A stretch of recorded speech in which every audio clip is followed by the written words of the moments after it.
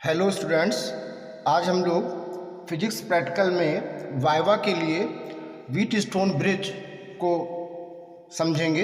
देखिए, wheat stone bridge एक ऐसा अरेंजमेंट होता है जिसमें 4 resistance P, Q, R, S लगे होते हैं और बीच में आप कोई भी, जैसे तो मैं यहाँ गैल्वेनोमीटर लगा रहा हूँ, आप यहाँ पे कुछ भी लगा दें, जो BD आपकी आर्म है, BD, इसमें करंट नहीं आता है। ठीक है, तो इसका प्रिंसिपल की बात करते हैं। तो प्रिंसिपल में P/Q = R/S होता है। तो ये व्हीट स्टोन की बैलेंस, संतुलित कंडीशन कहलाती है, जिसके कारण आपको बता दें BD में करंट नहीं जाती है। तो अब इसी पे हम आगे आपको बताएंगे कि क्यों करंट नहीं जाती है, क्या क्वेश्चन पूछे जाएंगे। तो आप जरा सा कुछ चीज़ें ध्यान रखिएगा, क्योंकि बाद में फिगर नहीं होगा कि ये BD ये पॉइंट है, AC ये पॉइंट है। Is it clear? और यहाँ पर कोई भी करंट नहीं है, क्यों, ये हम जानते हैं। तो देखिए, इसका सबसे पहला क्वेश्चन हम स्टार्ट करते हैं कि what is the principle of Wheatstone bridge. तो मैंने अभी आपको बताया कि P/Q = R/S ये प्रिंसिपल है जो व्हीट स्टोन के बैलेंस, संतुलित अवस्था को बताता है। Is it clear? Now why it is called bridge. तो ये ब्रिज क्यों कहला रहा है? इसलिए कि आप इसको फिर से देखिए, यहाँ पर करंट नहीं आ रही है और ये ब्रिज की तरह इसको पार कर जा रही है। ब्रिज, यहाँ पर करंट नहीं आ रही है और ब्रिज की तरह इसको अक्रॉस पार कर जा रही है। मतलब कि आप कहेंगे कि because the galvanometer work as a bridge between the point of equal potential. मतलब यहाँ और यहाँ का जो पोटेंशियल है, मतलब कि VB = VD हो जाने के कारण ये एक ब्रिज की तरह काम कर रहा है और यहाँ पर करंट नहीं आ रही है। मतलब विभवांतर VB और VD इक्वल है, डिफरेंस नहीं है, तो करंट यहाँ पर नहीं आ रही है। करंट फ्लोट पोटेंशियल डिफरेंस से करती है और यहाँ पर पोटेंशियल इक्वल हो गए हैं उसकी बैलेंस कंडीशन में। अब ये कह रहे हैं कि when the wheat stone bridge is most sensitive, सबसे अधिक सुग्राही कब होता है। तो जो इसके ये चारों रेजिस्टेंस थे, जब ये सेम ऑर्डर के होते हैं, मतलब कि ये आप समझ लीजिए कि इनका जो घात पावर लगभग सेम होती है, तो ये सबसे ज़्यादा सेंसिटिव यानी कि सुग्राही कहलाते हैं। मतलब आपको आंसर में क्या बोलना है? When all 4 resistance is in same order, चारों रेजिस्टेंस सेम ऑर्डर में हो। तो ये हमारे क्वेश्चन है जो कि हमसे वाइवा में अक्सर एग्जामिनर पूछता है। तो अब आगे क्वेश्चन की ओर बढ़ते हैं, जिसमें कहा जा रहा है which are the conjugate arms in Wheatstone bridge. Wheatstone bridge में संगत भुजाएं कौन सी हैं? कॉन्जुगेट। ठीक है, तो देखिए, 4th क्वेश्चन आपका क्या है कि कॉन्जुगेट आर्म कौन से हैं। तो मैं फिर फिगर दिखा रहा हूं, आप बोलेंगे कि जिसमें सेल लगा है वो वाली आर्म, जैसे कि AC जिसमें सेल लगा है, और जिसमें गैल्वेनोमीटर लगा है BD, जिसमें गैल्वेनोमीटर लगा है BD, ये कॉन्जुगेट मतलब कि संगत जो आपकी भुजाएं होती हैं वो कहलाती हैं।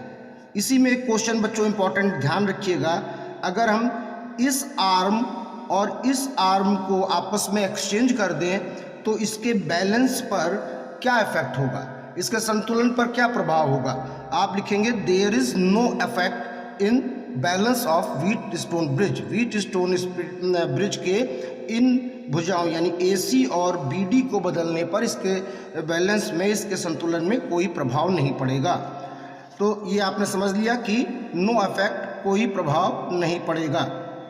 यानी आप बदल सकते हैं आप अगर वो बैलेंस कंडीशन में है तो।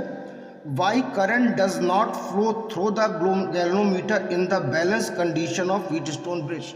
इनका कहना है कि जब व्हीटस्टोन ब्रिज बैलेंस कंडीशन में होता है, मतलब P/Q is equal to R/S होता है, तो ये जो गैल्वेनोमीटर लगा है या यहाँ जो भी आप लगा दीजिए उसमें करंट क्यों नहीं आती है।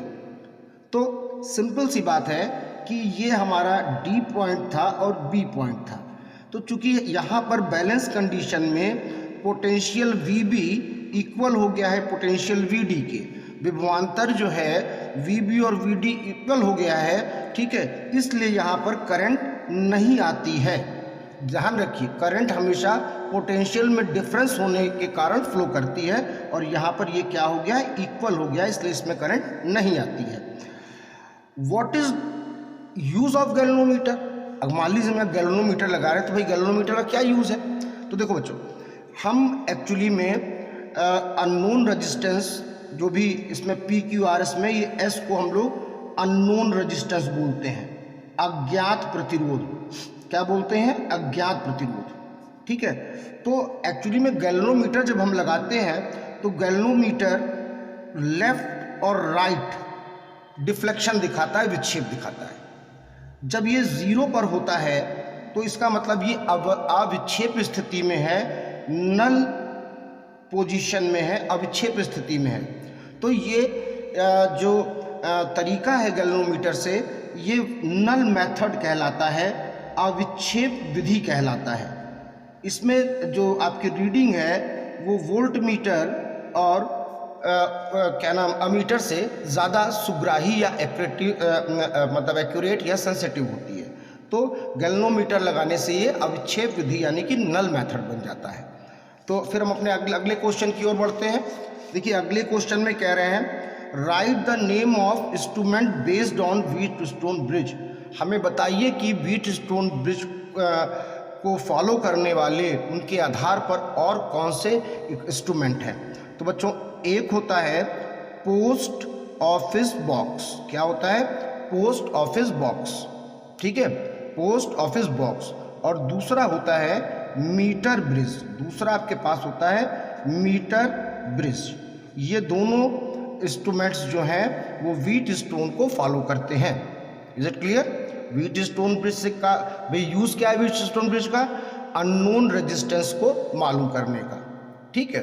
और हम लोग हमेशा एस को, जो एस आर्म दिखाई थी आपको हमने, एस आर्म को हम लोग अननोन रेजिस्टेंस की आर्म बोलते हैं। जो कि अगला क्वेश्चन आ गया, what is unknown arm in Wheatstone bridge, ठीक है। तो आपका जैसे आपने ABCD नाम दिया था, तो ये जो आपकी BC है यानी कि जो कि S ओम के रेजिस्टेंस को ले रही है, तो यही हमारा अननोन आर्म है, अज्ञात भुजा है, और S हमारा अननोन रेजिस्टेंस है। और फिर ध्यान रखिएगा कि व्हीटस्टोन ब्रिज का जो यूज़ करते हैं वो अननोन रेजिस्टेंस की वैल्यू मालूम करने के लिए करते हैं। आपसे कहा जा सकता है कि भाई वोल्ट मीटर अमीटर से भी तो आप रेजिस्टेंस निकाल सकते हो, तो आप क्या बोलेंगे कि it is based on null method. ये अवक्षेप विधि पर आधारित है जो कि ज़्यादा एक्यूरेट रीडिंग देता है। तो इस तरह के क्वेश्चन पूछे जाते हैं। आपको एक व्हीटस्टोन ब्रिज का मॉडल दिखा रहा हूँ जिसमें ये PQRS LED लगी हुई है रेजिस्टेंस के नाम पर, और यहाँ पर एक LED है जो मैंने गैल्वेनोमीटर की जगह पर ली है। अगर P/Q = R/S होगा तो ये व्हीटस्टोन की बैलेंस कंडीशन होगी बच्चों, और इसमें करंट नहीं आएगी। तो देखिए मैं स्विच को ऑन करता हूँ और ये देखिए P/Q = R/S की कंडीशन में आप देख रहे हैं कि इसमें इस वाले में करंट नहीं आ रही है। That is the balance condition of Wheatstone bridge. P/Q = R/S। ये एग्जाम्पल है, एक मॉडल है, वर्किंग मॉडल है जो आप आराम से बना भी सकते हैं। और आप देख रहे होंगे कि बीच में जो आर्म है उसमें कोई भी करंट नहीं आ रही है, क्योंकि यहाँ पर P/Q = R/S यानी व्हीटस्टोन बैलेंस कंडीशन में है।